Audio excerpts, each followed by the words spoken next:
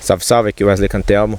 Bom, a ideia aqui é a gente comentar um pouquinho sobre essa situação dos preços aí dos combustíveis, né? Tá todo mundo um tanto quanto preocupado, né?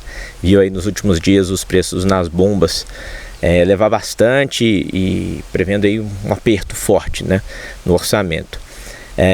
Como vocês sabem, o preço do combustível aumentou em decorrência dos efeitos aí da restrição de circulação de petróleo no mercado global, em decorrência da guerra, né?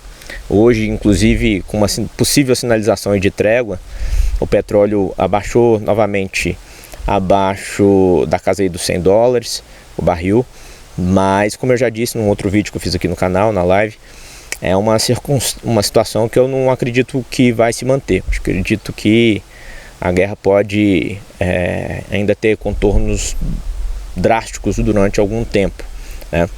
E aqui então a ideia é a gente comentar um pouquinho, muito rapidinho, as medidas que o governo adotou, né? Foram uma série de desonerações, né, isenções fiscais, ou seja, uma medida trocando em miúdos, abaixando o imposto, né, do combustível para tentar conter a elevação. Bom, diante dos instrumentos que o governo tem em mãos, é isso mesmo, né? Inclusive fez de uma maneira muito inteligente, né? Compensando com uma maior arrecadação a partir de um imposto de exportação para quem está ganhando com essa situação, que são aqueles que produzem aqui e exportam, exportam petróleo para fora, né? A própria Petrobras e outras empresas que estão no mercado brasileiro. Mas é importante que a gente entenda o seguinte: há grandes limitações.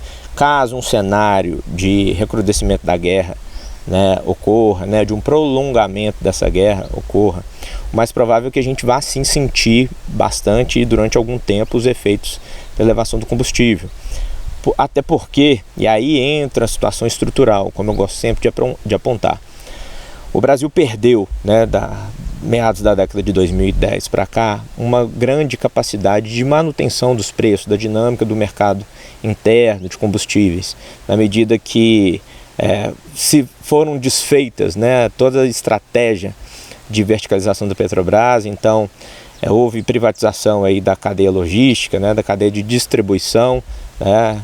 Então aquela famosa estratégia do poço ao posto foi desmontada e hoje a gente fica sujeito à operação aí dos interesses muito específicos, inclusive de monopólios regionais de distribuição, enfim, do combustível já refinado, né?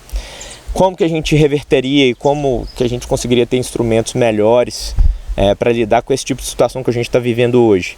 Com um controle estratégico dos combustíveis, né, refinados, enfim, a partir do petróleo que é extraído no Brasil.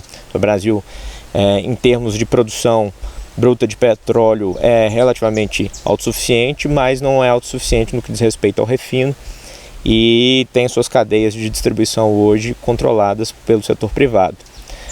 Não é estratégico isso, né? Então, um grande exemplo, um bom exemplo, é a situação que a gente está vivendo, para saber que foi um certo desastre essa desverticalização e desmonte da Petrobras que ocorreu desde o período Temer para cá, tá bom? E que infelizmente a gente ainda não teve força para reverter. Então é esse que é o recado. Falou, um abraço, valeu!